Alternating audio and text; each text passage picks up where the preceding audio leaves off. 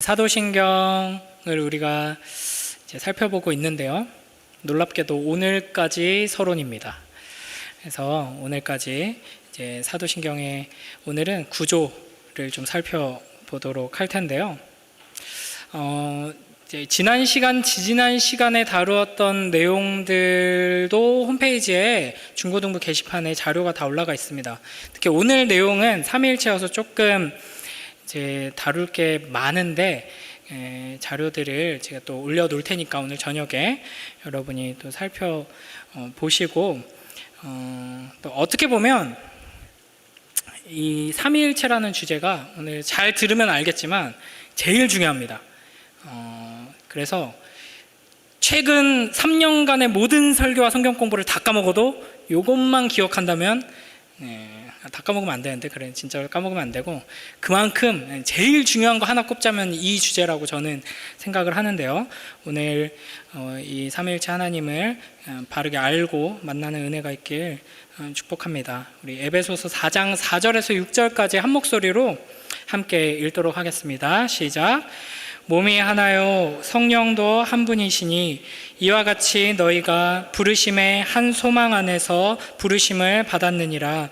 주도 한 분이시요 믿음도 하나요 세례도 하나요 하나님도 한 분이시니 곧 만유의 아버지시라. 만유 위에 계시고 만유를 통일하시고 만유 가운데 계시도다. 아멘. 제가 이제 휴가 때 캐나다에 갔었는데 캐나다에 친한 친구를 만났습니다. 아주 오랜만에 만났는데 이제 캐나다에 정착해서 살면서 이제 지낸 이야기들을 이렇게 나누다 보니까 이제 뭐 교회도 좋은 교회 만나서 열심히 이제 섬기고 직장에서도 이제 좋은 친구를 이제 만나게 됐다. 그래서 이제 거의 베프처럼 이제 직장에서 맨날 같이 다니는 친구가 있다. 라고 하는데 정말 처음에 이제 그 친구랑 친해지게 된 계기가 서로가 넌 진짜 착하다. 너는 정말 어떻게 착하니? 물론 영어로 대화를 했겠죠. 뭐 그러면서 친해졌대요. 자기가 봐도 얘는 진짜 어떻게 이렇게 착하지 하면서 신기해가지고 이렇게 유심히 보고 그러면서 가까워졌는데 나중에 알고 보니까 이 친구가 무슬림이었대요.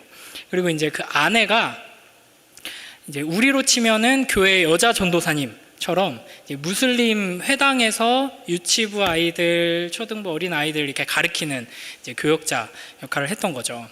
이제 그러면서 이제 서로 남들이 들을 때는 정말 위험해 보이는 선 넘는 이제 종교 농담을 주고받는 그런 관계가 됐다고 합니다. 그러면서 이제 뭐 너네 하나님은 그렇게 가르치냐? 막 이렇게 하고 이제 너네 하나님은 그렇게 가르치고 막 이러면서 서로 주고받는 거죠. 근데 이제 무슬림들은 알라 신을 믿잖아요. 그렇게 알고 있죠. 근데 사실 그 알라라는 단어를 번역하면 하나님입니다. 그래서 영어로 하면 그냥 똑같이 God이에요. 그러면 그 무슬림 친구가 믿는 하나님과 우리가 믿는 하나님은 뭐가 다를까요? 이제 오늘 이제 그 이야기를 할 겁니다. 그래서 이제 우리는 결론부터 말하면 삼위일체 하나님을 믿죠. 그러니까 단순히 유신론자들이 아니에요, 우리는. 그리고 단순히 무슬림들처럼 절대적이고 유일하신 한 분 하나님을 믿는 사람들이 아닙니다. 심지어 유대교인들 같은 경우는 무슬림들도 구약 성경을 가장 중요한 경전의 하나로 인정하죠. 하나님의 말씀으로 읽습니다. 유대인들은 마찬가지죠. 딱 그 구약 성경 한 것만을 하나님의 말씀으로 믿어요. 그래서 지금 유대교도들이 믿는 하나님은 여호와라는 이름을 가진 아브라함과 이삭과 야곱의 하나님이에요. 그러니까 우리가 믿는 하나님이랑 똑같은 분인 것 같죠. 그렇게 생각하기가 쉽죠. 뭐가 다르냐라고 할 때 가장 중요한 요소, 그리고 딱 한 가지만 이야기한다면 말할 수 있는 게 바로 우리가 믿는 하나님은 삼위일체 하나님이다 라는 것이죠. 그러니까 여러분이 하나님을 삼위일체 하나님으로 이해하고 믿지 않는다면 여러분은 크리스천이 아니에요. 하나님을 믿는 게 아닙니다. 예를 들면 이런 거죠. 이제 제가 작년에도 이 주제를 설교했었고 몇 년 전에도 했었기 때문에 여러분이 들었던 얘긴데 라고 생각할 수도 있는데 그러면 오히려 좋아요. 여러분이 기억을 하고 있다는 거니까. 오늘 2번 들으면 더 이상 잊어버리지 마세요. 그러니까 예를 들면 이런 거죠. 누군가 저를 만났대요. 저를 만나서 같이 식사를 했대요. 그래서 어땠어? 물어봤는데 진짜 웃기더라 라고 하는 사람이 있고, 또 다른 애도 나도 전성호 목사님 만나서 밥 먹었어 했는데 어땠어? 근데 좀 무섭더라. 이렇게 다양한 평가가 있을 수 있죠. 대부분 정말 잘생기고 귀엽더라 이런 평가가 나올 거고, 좀 얼굴이 꼴보기 싫던데 이럴 수도 있어요. 그런데 분명히 전성호 목사님 만나서 밥 먹고 왔어. 어땠어? 물어봤는데 그 중국인 스님 정말 좋던데? 이렇게 하면 저를 만난 게 아니잖아요. 그렇죠? 근데 그분 나는 그렇게 흑인하고 직접 대화해 본 적이 없어가지고 덩치가 너무 커가지고 나는 좀 위압감을 느끼던데? 그러면 여러분 어떻게 말할 거예요? 너 누굴 만난 거니? 이렇게 물어보겠죠. 그러니까 삼위일체 하나님으로 하나님을 이해하고 만나지 못한 사람은 하나님을 조금 너는 오해하고 있어가 아니라 하나님을 만나지 못한 거예요. 엉뚱한 무언가를 만난 거죠. 그만큼 삼위일체 교리는 중요합니다. 가장 이제 기초가 되는 교리라고 할 수 있어요. 그래서 다른 여러 가지 교리들은 마지막 때에 어떤 일이 벌어질 것인가, 우리는 어떻게 점점 더 예수님을 닮아가며 거룩해지는가, 성화, 어떻게 우리는 구원을 얻는가, 이런 교리들에서는 조금씩 차이가 있어도 교단과 교파의 이런 차이로 우리가 한 형제라고 할 수 있는데, 삼위일체 교리에서 조금 다르네, 눈곱만큼이라도 조금이라도 다르면 그건 기독교가 아닌 게 되는 겁니다. 우리가 이제 사도신경을 이제 3번째 시간으로 배우고 있는데, 사도신경의 첫 단어, 첫 문장이 뭐라 그랬죠? 크레도라고 했죠. 이거를 이제 나는 믿습니다라고 번역하고, 이 단어의 원래 의미를 이제 직역하면은 나의 심장을 드립니다 하는 의미라고 했습니다. 이 사도신경의 본문을 잘 보면은 믿습니다라는, 나는 믿습니다라는 이 크레도가 몇 번 반복될까요? 한글 번역으로 보면 맨 마지막에 또 나와가지고 4번처럼 보이는데, 이제 원어를 보면은 나는 아버지 하나님을 믿습니다로 처음 나오고, 두 번째 나는 우리 주 예수 그리스도를 믿습니다 라고 하면서 이제 예수님에 대해서 가장 길게 설명을 하죠. 그리고 나는 성령을 믿습니다, 이렇게 믿습니다가 3번 나옵니다. 하나님 아버지, 예수 그리스도, 성령을 믿습니다. 이렇게 사도신경이 삼위일체 구조로 되어 있는 거죠. 그래서 이 사도신경을 딱 한 문장으로 요약하면 이렇게 되는 겁니다. 나는 삼위일체 하나님을 믿습니다. 그러므로 우리는 이 사도신경을 통해서 이 삼위일체 하나님을 믿는 믿음이 무엇인가를 바르게 알고 삼위일체 교리를 제대로 배우고, 이제 그 신앙 위에 서기 위해 힘써야 하는 것이죠. 삼위일체라는 용어 자체는 사실 성경에 나와 있지 않습니다. 사도신경도 마찬가지였죠. 처음 제가 설명할 때 사도신경 자체는 성경에 나와 있지 않지만 성경의 내용들을 충실하게 설명하고 있는, 요약하고 설명하고 있기 때문에 성경적이라고 한 것처럼 삼위일체라는 용어는 없지만 성경 안에 삼위일체 하나님이 계시되고 있습니다. 그러니까 이 내용들을 사실 성경을 하나하나 살펴보면서 우리가 점검하면 너무 좋겠지만 시간이 없으므로 우리 한 구절만 읽어볼까요? 신명기 6장 4절 말씀입니다. 신명기 6장 4절 말씀 함께 읽습니다. 시작. 이스라엘아 들으라, 우리의 하나님 여호와는 오직 유일한 여호와이시니. 아멘. 오늘 우리가 읽은 본문 에베소서 4장 4절 6절에서도 한 분이시다 이거를 굉장히 강조하죠. 그러니까 성경 전체에서 하나님은 한 분이시다, 하나님은 유일하시다, 이 이야기를 매우 강조합니다. 그런데 동시에 아버지 하나님뿐 아니라 예수 그리스도를 하나님으로 높입니다. 예수님께서 스스로 나는 누구다라고 하면서 유대인들이 듣기에는 오직 우리의 아버지 하나님 여호와께서만 하실 수 있는 말을 하고 행동을 하고 기적을 일으키셨어요. 그래서 예수님을 신성모독이라고 하면서 잡아 죽이려고 했죠. 그러면서 동시에 성령을 하나님으로 높입니다. 이게 이제 성경의 가르침이고, 이 성경의 가르침에 따라서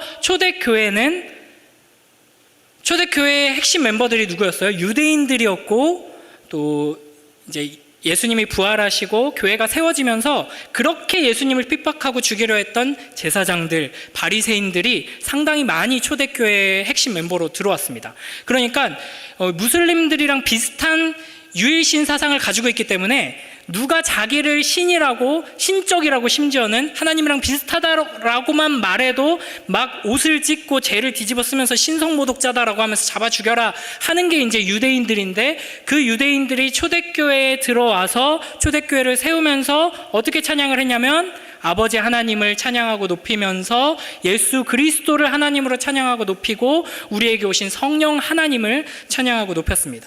성경의 가르침대로 이렇게 예배했던 것이죠. 이렇게 삼위일체 교리가 시작됩니다. 그러니까 성경에 나온 대로 믿는 거죠. 이거를 이제 좀 정의를 내려보자면 사실 좀 쉽지 않은데 이렇게 말할 수 있습니다. 잘 들어보세요. 하나님은 영원히 성부, 성자, 성령의 서로 구별되는 인격이신 세 분으로 존재하시며, 이 세 분 성부, 성자, 성령은 각각 완전한 하나님이시며, 이 세 분 성부, 성자, 성령이 하나님으로서 가지고 계신 신성은 하나다. 자, 이제 삼위일체 교리에 대해서 가장 간략하게 요약한 건데 이해가 되시나요? 이해가 안 되시죠? 당연합니다. 자, 표를 한번 볼게요. 이렇게 설명할 수 있습니다. 하나님은 한 분이시죠. 유일하신 한 분 하나님이십니다. 신이 여러 명이 아니에요. 여호와 하나님, 우리의 하나님 한 분이십니다. 그런데 성부, 우리가 아버지로 부르는 성부가 하나님이시죠. 예수 그리스도도 하나님이십니다. 성령도 하나님이시죠. 이 세 분이 동일한 영광과 권능으로 동일한 예배를 받으실 하나님이십니다. 그런데 아버지와 아들이 똑같은가? 아니요. 아버지는 아버지고 아들은 아들입니다. 예수님과 성령님이 같은 건가? 아니요. 예수 그리스도는 그리스도고 성령 하나님은 성령이십니다. 그러면 성령이랑 아버지 하나님은 똑같은가? 아니요. 다릅니다. 아, 그러면 성부, 성자, 성령, 신이 세 명이라는 거죠? 아니요. 하나님은 한 분이십니다. 이제 이 그림을 통해서 성부는 하나님이다, 성자는 하나님이다, 성령은 하나님이다. 아멘. 그 성부는 성자가 아니다, 성부는 성령이 아니다, 성자는 성령이 아니다. 이 삼위 하나님을 믿는 게 우리의 신앙 고백입니다. 굉장히 복잡하고 어렵고 이해가 잘 안 될 수도 있는데, 일단은 요거대로 우리가 믿는다고 했을 때 빠질 수 있는 함정들을 세 가지만 짚고 넘어가 보도록 하겠습니다. 이게 초창기에 이제 삼위 하나님을 예배하는 예배로부터 초대교회가 세워졌는데 거의 동시에 이런 이단들이 생겨나게 됩니다. 첫 번째로 이제 양태론인데, 삼위일체에 대해서 이렇게 설명하는 거 있죠. 이거 이단이에요. 내가 교회에서는 목사고 집에서는 이제 두 아들의 아빠고 또 아내에게는 남편이고 하는 것처럼 하나님께서 아버지시고 예수 그리스도시고 성령이시다. 이렇게 하면은 하나님은 한 분이신데 그 역할만 바뀌는 거죠. 그 양태만 바뀌는 겁니다. 그래서 양태론이라고 해요. 이렇게 설명을 해버리면 하나님은 삼위로 계신다 하는 이 성경의 가르침이 훼손되어 버리죠. 성부가 성자가 아니고 성부는 성령이 아니고 성자는 성령이 아니다라는 이 성경의 가르침이 훼손됩니다. 그렇기 때문에 이렇게 가르치면 이단, 이렇게 이해하면 삼위 하나님을 제대로 만나지 못하는 것이죠. 그 다음에 이제 두 번째로 빠질 수 있는 오류가 종속론이라는 건데, 동등한 영광과 권능을 가지고 계시다고 했잖아요. 누가 높고 낮음이 없어요. 그런데 아버지 하나님이 가장 높으시고 아들이니까 어느 정도 좀 낫지 않겠어? 아들이니까 뭐 아버지 하나님이 만든 거 아니야, 예수님은? 그리고 성령님은 뭐 심부름꾼 아니야? 그래서 1등, 2등, 3등 뭐 이렇게 차등을 두고 한 분은 진짜 하나님이고 한 분은 거의 하나님이고 한 분은 하나님 비슷한 분, 뭐 이런 식으로 이해하는 건 이단이라는 겁니다. 그래서 뭐 굉장히 그럴싸한 설명들이 많이 있거든요. 그러니까 그런 삼위일체를 설명하기 위한 시도 자체가 문제는 아니지만 그렇게 시도하는 거에는 한계가 있을 수밖에 없다는 걸 항상 기억하고, 그러다 보면 이단적으로 우리가 생각하게 된다는 걸 기억해야 합니다. 그래서 뭐 태양이 있고, 태양이 있으면 우리는 그 빛을 보게 되고 그 열을 느끼게 되죠. 그러니까 성부 하나님, 그리고 빛이신 예수 그리스도, 그리고 그 따스한 성령님. 그럴싸하죠. 이런 식으로 하는 설명들이 다 이제 이단적인 설명이다 하는 겁니다. 그 다음에 이제 삼신론적인 오류에 빠질 수가 있는데, 하나님이 유일한 한 분 하나님이시다라는 것을 충분히 성경이 강조하면서 우리에게 계시하는 대로 강조하지 않고 성부, 성자, 성령 하나님이 삼위로 계시는 것, 세 분이다 하는 것만 강조하다 보면 마치 이제 그 로마 황제가 3명이서 다스렸던 것처럼, 삼두정치 이런 것처럼 이제 하나님이 세 분인데 우리가 합체 로봇으로 이렇게 계신다, 막 이런 식으로 잘못 이해하게 되는 것이죠. 그러므로 우리는 성경이 우리에게 가르쳐 주시는 대로, 하나님께서 말씀을 통해 우리에게 자신을 계시해 주시는 대로 받아들이고 이해하고 믿고 고백하며 서야 할 것입니다. 그러기 위해서 이렇게 사도신경을 잘 배우는 것이죠. 우리 욥기 11장 7절에서 9절 말씀 한번 읽어볼까요? 자, 우리 함께 읽겠습니다. 시작. 내가 하나님의 오묘함을 어찌 능히 측량하며 전능자를 어찌 능히 완전히 알겠느냐. 하늘보다 높으시니 내가 무엇을 하겠으며 수월보다 깊으시니 내가 어찌 알겠느냐. 그의 크심은 땅보다 길고 바다보다 넓으니라. 아멘. 그래서 만약에 여러분에게 삼위일체를 가르치겠다고 하면서 무언가 되게 아름다운 비유를 막 뭐 삼원색이라든지 빛의 삼요소라든지 막 여러 가지 별의별 게 다 있어요. 그런 방식으로 막 설명을 해서 여러분이 딱 이해가 됐어요. 아, 제가 모태신앙이어서 지금 23살 될 때까지 삼위일체에 대해서 막 이리저리 고민도 많았고, 이건 뭐 설교도 많이 들었는데 한 번도 제대로 이해한 적이 없었는데 지금 드디어 이해했습니다 하는 순간 여러분은 이제 이단에 빠지는 겁니다. 하나님은 무한하시기 때문에 우리의 머릿속에 다 집어넣을 수가 없어요. 그게 당연한 겁니다. 그래서 제가 제일 자주 인용하는 신학자 중에 하나인 성 어거스틴, 교부 어거스틴은 삼위일체 하나님을 다 이해하려는 것은 마치 바다를 국자 하나로 측량하려는 것과 같다라고 말했습니다. 그러니까 우리가 다 알 수 없는 하나님이다라는 거죠. 당연하죠. 만약 이제 내 머리로 하나님을 다 이해할 수 있다면 그건 하나님이 아닌 것입니다. 그러니까 삼위일체 자꾸 물어보지 말고, 자꾸 알려고 하지 말고 그냥 가만히 있어라. 어차피 안 된다. 삼위일체는 또 이렇게 말하는 분들도 있어요. 삼위일체 교리는 신비이기 때문에 머리로 이해하려고 하면 안 된다. 그러니까 머리는 잠시 내려놓고 믿기만 해라. 근데 제가 첫 시간에 이야기를 했죠. 바른 지식이 있어야지만 믿지 아무것도 모르고 어떻게 믿어요? 그러니까 하나님이 무한하시다라는 것을 인정하고 그 앞에서 하나님께서 우리에게 보여주시는 만큼 우리가 보고 그대로 믿으면 되는 겁니다. 꾸겨 넣으려고 하지 말고 하나님께서 보여주시는 만큼. 이 삼위일체 교리가 그런 점에서 굉장히 우리가 믿는 하나님, 우리가 믿는 이 기독교 신앙이 얼마나 영광스러운지를 잘 대변해 줍니다. 만약에 우리가 믿는 이 기독교 신앙이 사람이 고안해낸 것이라면, 수많은 뭐 인문학자들, 종교학자들이 말하듯이 사람의 어떤 두려움에서 발현된 것이라든지 사람의 필요에 의해서 어떠한 집단이 만들어낸 종교라면 가장 먼저 사람이 이해할 수 없는 이 삼위일체 교리를 수정했겠죠. 대부분의 모든 종교들이 그런 식으로 발전해 갑니다. 그러나 이 초대교회 때 이 삼위일체 교리 때문에 그렇게 많이 핍박을 받고 공격을 받고 많은 사람들이 쟤네는 뭐 말도 안 되는 걸 믿어, 자기 모순에 빠져 있는 사람들이군 하면서 손가락질 했음에도 하나님께서 자신을 그렇게 계시하셨기 때문에 그대로 믿고 성부, 성자, 성령 삼위 하나님을 예배하며 이렇게 세워져 나갔습니다. 그러니까 우리의 신앙은 사람의 머리에서 나온 신앙이 아니라 하나님의 계시로 말미암아 믿는 믿음이다 하는 걸 우리는 이 삼위일체 교리의 신비 앞에서 확인하게 되는 것입니다. 그러면 이제 우리가 머리로는 다 이해할 수 없지만 하나님 보여주시는 것만큼 보고 이해할 수 있는 만큼 이해해야 되는데, 시원하게 딱 이해했다 하면서 돌아갈 수는 없어요. 오늘 예배가 끝나고 기분이 좋아서 삼위일체 교리를 이해했어 하는 생각이 드는 사람은 다시 오세요. 다시 오셔서 다시 처음부터 설명을 해드릴게요. 어떻게 우리는 이제 삼위일체를 이해해야 하냐면, 삼위일체 교리의 핵심은 사랑입니다.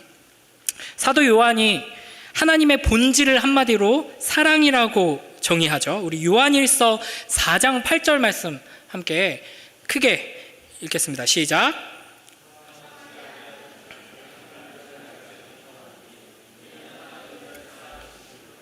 아멘. 하나님은 뭐라고요? 사랑이심이라. 사랑은 철저히 관계적인 단어죠. 그러니까 하나님은 사랑이시다라는 것은 하나님은 관계적인 존재다라는 겁니다. 그러니까 하나님이 사랑이 많으셔를 말하는 게 아니라 하나님의 존재를 사랑으로 설명하고 있는 거예요. 하나님은 사랑이시다 하는 말은 하나님은 영원한 하나님의 그 본질 안에서 성부, 성자, 성령께서 상호간의 깊은 헌신으로 연합하고 계심을 보여주는 겁니다. 이 설명이 좀 어려울 수도 있는데 쉽게 말하면 하나님은 공동체로 계시는 거예요.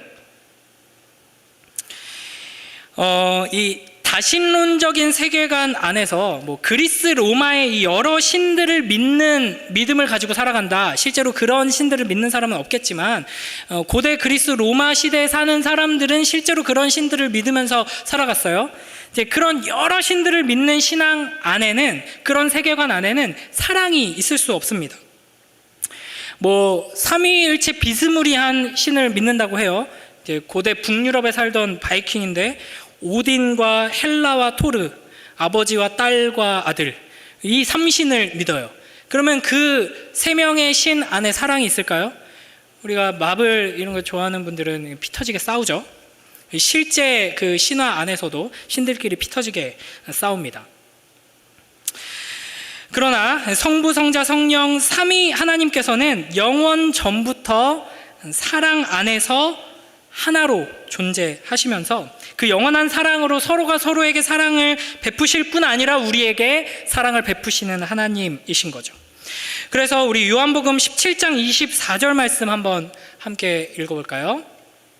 자, 요한복음 17장 4절 말씀 없나요? 제가 읽어보겠습니다. 예수님께서 하시는 말씀이에요. 아버지여, 내게 주신 자도 나 있는 곳에 나와 함께 있어 아버지께서 창세전부터 나를 사랑하심으로 내게 주신 나의 영광을 그들로 보게 하시기를 원하옵나이다. 아멘. 그러니까 삼위 하나님께서 영원전부터 사랑으로 함께 하셨고 그 사랑 안으로 우리를 초대하길 원하신다 하는 겁니다. 그러니까 다시 이슬람교의 그 알라 신을 생각해 보면 우리가 믿는 하나님이랑 굉장히 비슷하죠. 전능하고 유일하신 하나님이십니다. 그러나 알라는 사랑의 하나님일 순 없습니다. 오히려 유일한 하나님이기 때문에 굉장히 외로운 절대자에 가깝죠. 그래서 실제로 무슬림들은 자기가 믿는 하나님을 선한 분으로, 좋은 분으로, 위대한 분으로, 전지전능한 분으로 알지만 감정적으로는 독재자처럼 느낍니다. 그래서 어떻게든 순종하기 위해 이 악물고 애쓰며 살아가죠. 그리고 보상을 준다고 약속했으니까 그 보상을 기대하면서 이제 살아갑니다. 그러나 우리 하나님은 영원한 사랑으로 아들을 사랑하시는 아버지이시며 영원한 사랑으로 아버지를 사랑하는 아들이시고 영원한 사랑으로 아버지와 아들의 그 사랑을 실현하는 성령 하나님이십니다. 그런 점에서 이 삼위일체 교리가 기독교 신앙의 가장 중요한 핵심이라고 했잖아요. 핵심 중에 핵심이 이제 바로 이 삼위일체 교리인데, 그 말은 기독교가 이제 삼위일체적 종교라는 말과 동일하고요. 보통 기독교를 사랑의 종교라고 말하잖아요. 그 의미가 이 삼위일체 안에서 나오는 것입니다. 단순히 사랑을 많이 베푼다 하는 게 아니라 존재론적으로 우리가 믿는 하나님은 사랑의 하나님이신 것이죠. 그래서 여러분, 기독교가 뭐냐? 이렇게 물어봤을 때 너 교회 다니지? 기독교는 뭔 종교야? 이렇게 물어보면 여러분 뭐라고 대답하시겠어요? 다양하게 답할 수 있는데 제가 생각하는 가장 좋은 답은 우리를 사랑한 신을 사랑하는 종교다라는 말로 이제 표현할 수 있겠습니다. 그러므로 우리는 이 사랑을 알아야지만 하나님을 알 수 있고 기독교가 무엇인가를 이해할 수 있는 것이죠. 우리 한 구절 더 보겠습니다. 요한일서 아까 4장 8절 한 번 더 읽어볼까요? 요한일서 4장 8절 말씀 시작. 사랑하지 아니하는 자는 하나님을 알지 못하나니 이는 하나님은 사랑이심이라. 아멘. 그래서 이 영광스러우신 성삼위일체 하나님을 알기 위해선 어떻게 해야 하느냐? 사랑으로 나아가야 합니다. 아무리 지성을 열심히 굴려도 알 수가 없고 사랑하지 않으면 알 수 없는 것이죠. 하나님을 사랑하고 이웃을 사랑하는 자만이 삼위일체 하나님의 그 신비를 깨닫고 삼위일체 하나님을 바르게 이해할 수 있을 것입니다. 성경에서는 이것을 이제 설명하기 위해서 이런 표현을 해요. 창세기 2장 24절 보면은 남자가 부모를 떠나 그의 아내와 합하여 둘이 한 몸을 이룰지로다 이렇게 말씀하시죠. 그래서 남자와 여자가 결혼하면 한 몸이 됩니다. 여기서 한으로 번역된 이 단어가 유명한 구절이죠. 이스라엘아 들으라 쉐마 이스라엘. 여기서 너희 하나님은 유일한 여호와시다 라고 할 때 유일한과 같은 단어입니다.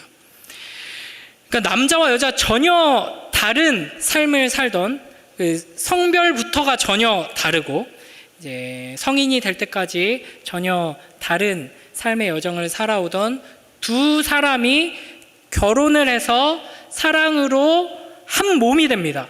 한 존재가 돼요. 이 신비를 이제 결혼을 해보면 깨달을 수 있는데 그와 같이 성부, 성자, 성령 하나님께서 사랑으로 연합하여 하나로 존재하신다. 원래 셋인데 합체했다가 아니라 그 영원한 존재 방식 자체가 아버지와 아들과 성령이 사랑으로 하나 되어 존재하신다라는 것이죠. 이게 이제 우리에게 어떤 의미가 있는가? 성부, 성자, 성령 하나님은 서로 사랑하시며 영원 전부터 영원까지 하나로 존재하시기 때문에 외롭지 않으시죠.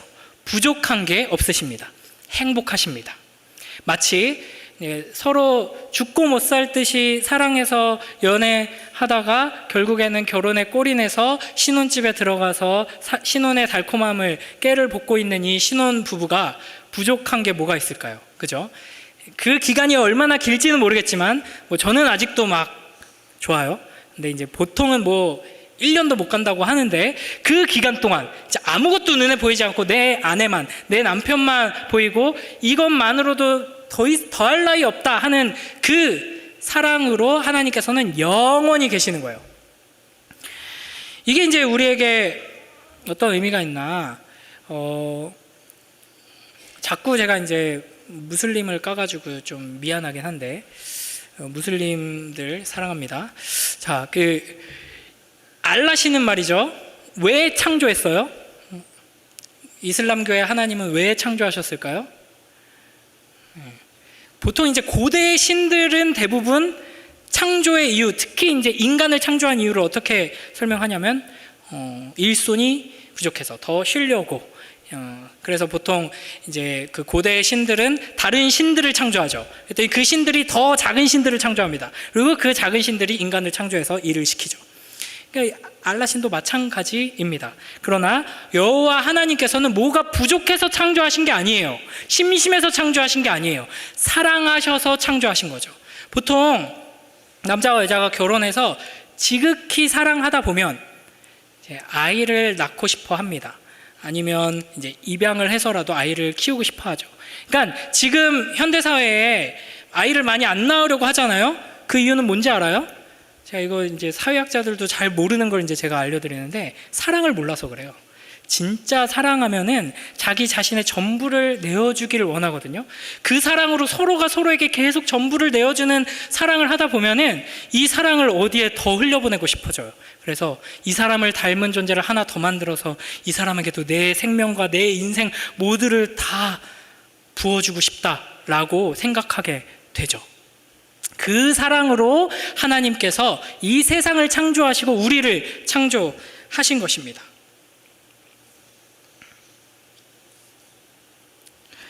그러므로 삼위일체 하나님을 믿습니다 하는 이 신앙 고백은 굉장히 아름다운 사랑을 우리가 받고 있다는 고백인 것이죠. 그러니까 우리 하나님이 삼위일체 하나님이시다 하는 것은 우리에게 굉장히 복된 소식입니다. 여기도 지금 이제 소방관 한 분이 앉아 계신데, 여러분 만약에 내가 굉장히 큰 화재 사고를 겪어서 이제 소방관이 목숨을 걸고 나를 구해줬어요. 그러면 그 소방관이 좋은 사람인지, 평소 말투가 어떤지, 몸에 문신은 있는지 없는지, 술을 많이 마시는 사람인지, 주사는 어떤지, 이런 것들이 중요해요, 안 중요해요? 불길 속에서 나를 안전하게 구해낼 수 있는 능력과 의지가 있는가, 이것만 중요하겠죠. 그러나 만약에 그 소방관한테 반했어요. 그래가지고 이 소방관하고 사귀고 싶고 결혼을 하고 싶어요. 그러면 그 순간부터는 중요해져요. 이 사람이 어떤 성품을 가진 사람인지가 굉장히 중요해지죠. 우리가 하나님을 하나님으로 믿고 고백하고 그 하나님께서 우리를 구원해 주셨다고 할 때, 하나님께서 우리에게 베풀어 주신 구원은 하나님 품으로 우리를 인도하셔서 하나님과 함께하게 하시는 겁니다. 그렇기 때문에 하나님이 어떤 분이신지가 굉장히 중요해요. 그냥 전지전능하시다라는 것만으로는 하나님과 사랑의 관계 안으로 들어가기에는 부족합니다. 그러므로 우리가 믿는 하나님은 삼위일체 하나님이시다, 영원한 사랑 안에서 부족함이 없으신 분이고 행복한 하나님이시다라는 것은 우리에게 복된 소식입니다. 하나님이 너를 이용해 먹기 위해 창조하고 구원해서 이 자리에 부른 게 아니야. 하나님은 그 사랑이 너무 넘치셔서 어떻게든 너를 사랑하시고 너에게 그 사랑을 부어주기 위해 이 자리에 부르신 거야 라는 메시지가 이 삼위일체라는 하나님의 존재 방식 안에 들어있는 것이죠. 이 삼위 하나님을 만나고 경배하며 그 하나님의 사랑을 받아 그 사랑 안에서 자라나는 복된 우리 모두가 되길 주님의 이름으로 축복합니다. 그래서 이 삼위 하나님의 사랑으로 하나 되시는 존재 방식을 이제 초대교회 선배들은 춤추는 모습으로 설명을 했습니다.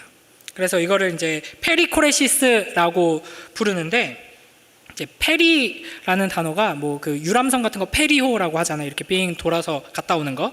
거기 그 의미를 가진 단어고, 이제 코레시스, 이거는 이제 뭐 코러스랑 비슷한 단어예요. 그러니까 노래, 합창 이런 거죠. 그러니까 빙글빙글 돌면서 함께 노래 부르면서 춤추는 거예요. 강강수월래 이런 게 이제 떠오르죠. 그러니까 우리는 하나님을 이 페리콜레시스, 영원한 사랑 안에서 춤추시는 하나님으로 만나야 할 것입니다. 그래서 아까 우리가 드린 찬양에서 이제 이 찬양의 의미를 제대로 모르는 사람은 지금 뭔 소리를 하는 건가? 성령 하나님께 예수께로 데려달라 그랬는데 예수님께 갔나 봐요. 그래서 예수여 부르는데 아버지께로 또 데려달라고. 아버지께 갔는데 또 예수께로 데려달라고. 이게 무한 반복송이거든요. 이게 바로 서로 사랑 안에서 서로를 사랑하시는, 서로가 서로에게 그 영원한 사랑을 베푸시는 하나님 안으로 우리가 들어갈 때 벌어지는 일입니다. 그래서 우리가 이 찬양의 고백처럼 성령 하나님께로 나아가면 성령 하나님께서는 자기 자신을 높이지 않으시고 예수님을 높이시면서 우리를 예수님께로 인도하십니다. 잘 왔다. 내가 너에게 모든 걸 주겠다 하지 않으시고 너에게 가장 좋은 걸 주겠다라고 하면서 예수님께 우리를 인도해 주시죠. 그러면 예수님께 나아가면 우리는 아버지 하나님께 순종하시며 아버지의 뜻을 이루시는, 아버지를 사랑해서 목숨까지 내놓는 사랑으로 우리에게 모든 걸 내어주신 예수님을 만나게 되죠. 그래서 그 아버지 하나님을 보게 됩니다. 그래서 아버지께로 나아가면 그 아버지께서는 우리를 또 예수께로 인도하시는 것이죠. 그러니까 막 악성 민원인이 이거 저 여기서 처리 못 해드리고요, 건축가로 가세요. 그럼 건축가에 가면 이건 저희 소관 아니고요, 저희 2층으로 가세요. 이렇게 하면서 뺑뺑이를 돌리는 게 아니라 너무 우리를 사랑하셔서 그 사랑 안으로 우리를 들어가게 하시는 모습을 이렇게 표현하는 겁니다. 그러니까 이 삼위 하나님의 관계 안에서 우리가 바라보면 하나님은 결코 자기 중심적이지 않으신 거죠. 이게 바로 천국이에요. 그래서 우리가 삼위일체 하나님을 만나고 그 삼위일체 하나님의 사랑 안에 거하게 되면 그 하나님의 사랑 안에서 먼저 천국을 맛보게 되는 거예요. 그러면 우리는 변하게 되게 되죠. 하나님을 닮아서 자기 중심적이지 않고 하나님을 높이는 사랑으로 변화되게 됩니다. 그러면 이웃을 사랑하게 되는 거예요. 그 사랑으로 우리가 함께 예수님께서 아버지를, 아버지께서 성령을, 성령께서 아버지를 사랑한 것처럼 우리가 서로를 사랑하게 되면 그게 천국이 되는 거죠. 지옥은 정반대죠. 자기중심적이고 자기밖에 모르는. 그래서 베드로후서 1장 4절에서 이렇게 말씀하십니다. 우리 베드로후서 1장 4절 말씀 함께 읽겠습니다. 시작. 이로써 보배롭고 지극히 큰 약속을 우리에게 주사 이 약속으로 말미암아 너희가 정욕 때문에 세상에서 썩어질 것을 피하여 신성한 성품에 참여하는 자가 되게 하려 하셨느니라. 아멘. 하나님께서 우리를 창조하셨을 때 어떤 계획을 가지고 창조하셨는가? 영광스러우신 성부, 성자, 성령 삼위 하나님을 닮은 모습으로 완성되는 목적을 가지고 우리를 창조하셨고 이 역사를 시작하셨다 하는 것이죠. 그래서 4세기 교부 아타나시우스는 우리가 하나님 되게 하시려고 그분이 인간이 되셨다라고 이야기를 합니다.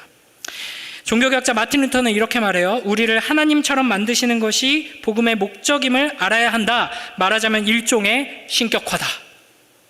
그러니까 우리는 신격화라고 하면은 아주 사악한 독재자가 자신을 신처럼 높이면서 다 내 말대로 해 라고 하는 모습을 생각하지만 삼위 하나님 안에서 신격화, 삼위 하나님처럼 되는 것은 모든 걸 마음대로 할 수 있는 높은 자리에 오르는 것이 아니라 자기의 모든 것을 내어주는 영원한 사랑으로 들어가는 것을 의미하는 것이죠. 그러므로 삼위일체 하나님을 믿습니다 라고 사도신경의 신앙 고백을 따라 고백하는 것은 사랑의 하나님을 믿는다는 고백이며 이 사랑의 하나님께서 우리를 사랑하셔서 우리로 하여금 그 영원한 사랑으로 들어가게 하셨고 그 사랑으로 자라게 하셔서 그 사랑을 닮아 사랑하게 하신다 하는 것을 믿고 소망하는 고백인 것입니다. 그래서 여러분 예배 마칠 때 뭘 하죠? 축도를 하죠. 우리 고린도후서 13장 13절 말씀을 함께 읽겠습니다. 함께 읽습니다. 시작. 주 예수 그리스도의 은혜와 하나님의 사랑과 성령의 교통하심이 너희 무리와 함께 있을지어다. 아멘. 예배를 마쳤습니다. 이렇게 하면 좋았을 텐데 아직 예배를 마친 건 아니고요. 이 축도로 예배를 마쳐요. 이 축도 안에 성부, 성자, 성령 삼위 하나님이 다 들어가 계시죠. 먼저 우리 주 예수 그리스도의 은혜와 성자가 나오고 하나님의 사랑과 아버지 하나님이 등장하고 성령의 교통하심이. 여러분 축도가 뭐냐면 축복 기도가 아니에요. 그래서 제가 여러 번 설명하는데도 잘 못 따라오시는데 사도신경도 꼭 그래야 하는 건 아니지만 가능하면 눈 뜨고 우리 보면서 어떤 의미인지 생각하자고 했죠. 하나님이 내가 이렇게 널 사랑하는데 넌 날 사랑하니? 라고 할 때 네! 마치 프로포즈 받은 사람이 환하게 웃으며 대답하듯이 또 세상 앞에 담대하게 나는 이렇게 믿습니다라고 선포하듯이 또 역사 속의 모든 그리스도인들 선배들과 함께 또 지금 이 순간 같은 신앙을 가지고 서 있는 또 핍박받는 모든 성도들과 함께 서서 고백하는 걸 인식하면서 하자고 했잖아요. 축도는 뭐냐면 기도가 아니에요. 제가 여러분을 위해서 기도하는 게 아니라 하나님의 말씀이잖아요. 저는 설교자이기 때문에 하나님의 말씀을 선포하고 가르칩니다. 그래서 이 축도할 권한이 있는 거예요. 하나님의 축복의 말씀을 대신 선포하는 겁니다. 그래서 눈에 보이는 말씀이 세례와 성찬이잖아요. 축도도 눈에 보이는 축복의 선포예요. 그래서 제가 중고등부 친구들이 여러 번 설명했는데, 저는 민망해서 눈을 감고 할 거지만 여러분은 저의 손을 보고 축도하는 저의 모습을 보면서 하나님께서 눈에 보이게 이 시간 우리에게 살아있는 말씀으로 실제로 우리를 축복하시는구나 하는 걸 인식하면서 축도를 들어야 한다고 했어요. 이 하나님께서 우리에게, 교회에게 베풀어 주시는 축복의 핵심이 바로 성부, 성자, 성령 하나님의 축복입니다. 그 성부, 성자, 성령 하나님의 아름다운 사랑의 관계 안으로 들어가서 너희가 이제 예배 끝나고 일상으로 돌아가서 살아갈 월요일, 화요일, 수요일, 목요일, 금요일, 이 지치고 힘든 일상 속에서 성부, 성자, 성령 하나님의 축복을 맛보며 살아가라 하고 축복하시는 것이죠. 이 축복을 맛보며 살아가는 복된 우리 모두가 되길 주님의 이름으로 축복합니다. 마지막으로 이제 이 삼위일체 교리를 어떻게 적용할 것인가, 이 이야기를 하고 마치도록 하겠습니다. 자, 이 짧은 시간에 삼위일체 교리를 충분히 다 설명하기는 너무 부족하지만 우리가 실제로 이제 삶 속에서 좀 실천을 해볼 것들을 제시를 해보도록 하겠습니다. 예를 들면 이런 거예요. 먼저 우리의 인식 속에 하나님 하면 성부, 성자, 성령, 삼위 하나님 동등하시고 서로 사랑 안에서 서로를 높이시며 춤추시는 모습처럼 하나로 존재하시는 하나님을 계속 떠올려야 하는 거예요. 그래서 우리가 하나님의 창조, 이제 다룰 건데 그 다음 시간에, 하나님의 창조하면 보통 그냥 하나님 혹은 아버지 하나님만 생각하기 쉬워요.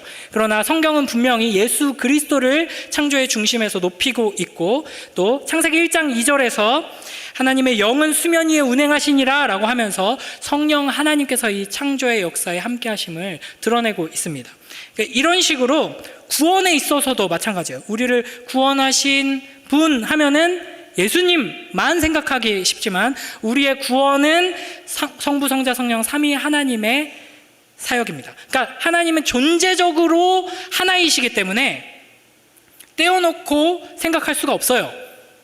그래서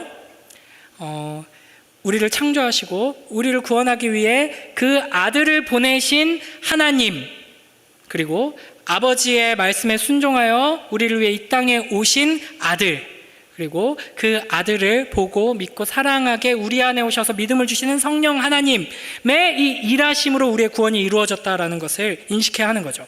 좀 더 구체적으로 보면 십자가를 묵상할 때도 예수님만 생각하는 것이 아니라 삼위일체 하나님을 생각하는 겁니다.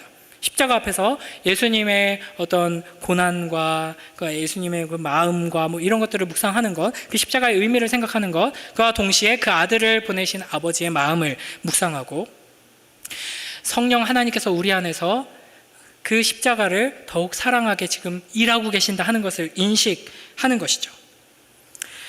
자, 또 한 가지 구체적으로 기도할 때 우리는 삼위 하나님을 의지해야 합니다. 웨스트민스터 대요리 문답 178문을 보면 기도란 무엇입니까? 이렇게 물어보거든요. 여기서 어떻게 이야기를 하냐면, 그리스도의 이름으로 성령의 도우심을 받아 우리의 소원을 하나님께 올려드려라 라고 설명을 합니다. 그러니까 우리는 기도 드릴 때 누구의 이름으로 기도하죠? 예수님의 이름으로 기도합니다. 그러니까 사실은 우리가 하나님을 아버지라고 부를 수 있게 된 것은 예수님 없이는 설명할 수 없어요. 왜 아버지냐면 예수님의 아버지이기 때문에 우리 아버지가 되는 거거든요. 예수님의 아버지인데 예수님께서 우리를 형제로 여겨주세요. 예수님과 연합되었어요. 성령으로. 그래서 우리는 하나님을 아버지라 부르며 기도할 수 있죠. 그래서 예수님의 이름으로 기도합니다 라고 하면서 하나님을 아버지라고 부르세요. 이렇게 기도할 수 있게, 우리가 뭘 기도해야 하는지 생각날 수 있게, 합당한 것을 구할 수 있게 지혜를 주시고 믿음을 주시며 도우시는 분이 성령 하나님이시죠. 그래서 이 삼위 하나님을 인식하며 기도해야 합니다. 그리고 이제 예를 들면 이런 거예요. 어떤 책에서 이제 본 건데 저도 가끔 이제 적용을 하는데, 아이들 잠들기 전에 기도해 줄 때에는 보통은 우리 기도할 때 하나님 아버지 감사합니다. 저는 이제 습관적으로 이렇게 기도를 시작하는데, 자기 전에 기도할 때는 예수님 하면서 기도를 시작합니다. 왜일까요? 하나님은 졸지도 않으시고 주무시지도 않으시는 하나님이세요. 그죠? 근데 우리 예수님은 어떠세요? 피곤해서 주무시고 밤마다 주무시고, 물론 안타깝게도 새벽 일찍 깨셨지만 푹 주무셨으면 더 좋았을 텐데, 주무신 하나님이세요. 잠이 뭔지 아세요. 우리랑 똑같이 피곤하셨던 하나님이시죠. 그래서 잠들기 전에 우리가 잠들어 있는 동안 우리를 보호해 주세요, 오늘 하루도 감사합니다 하는 기도를 할 때는 예수님이라고 부르면서 기도하는 거죠. 그리고 이제 지혜가 필요할 때, 혹은 마음의 용기가 필요할 때, 믿음이 필요할 때는 누구를 부르면서 기도할 수 있을까요? 성령님, 그죠? 뭐 하나님 아버지 부르면서 기도해도 되고, 예수님 하면서 부르면서 기도해도 돼요. 그러나 이제 삼위 하나님의 그 사역의 그런 강조점들을 우리가 생각할 때는 성령 하나님을 부르면서 기도할 수 있는 것이죠. 마지막으로 말씀을 묵상할 때, 하나님 아버지의 말씀을 예수님께서 온전히 순종하신 것처럼 저도 순종할 수 있게 도와주시옵소서, 이렇게 삼위일체적으로 기도할 수 있겠죠. 말씀의 성경의 저자이신 성령 하나님, 이 말씀을 깨닫도록 우리 안에 역사해 주세요, 이렇게 기도할 수도 있고요. 이렇게 찬양에서도 기도에서도 또 말씀 앞에서도 우리의 삶 속에서 삼위 하나님을 기억하면서 삼위 하나님을 높이며 바르게 성경이 우리에게 계시하는 대로 삼위 하나님을 믿고 그 사랑 안에서 자라나는 복된 우리 모두가 되길 주님의 이름으로 축복합니다. 네, 삼위일체 설교를 이 정도로 끄는 건 어마어마한 거라는 거 여러분이 좀 알아주시길 바라면서, 우리 마지막으로 우리 아까 했던 찬양이죠. 영원한 사귐으로. 이제는 조금 이 찬양이 어떤 의미인지 여러분 다가올 것 같습니다. 우리 영원한 사랑 안에서 하나로 계시는 거룩하신 삼위일체 하나님을 묵상하면서 믿음의 눈을 들어 바라보면서 그 하나님께서 우리를 그 품 안으로 부르신다는 걸 기억하면서 우리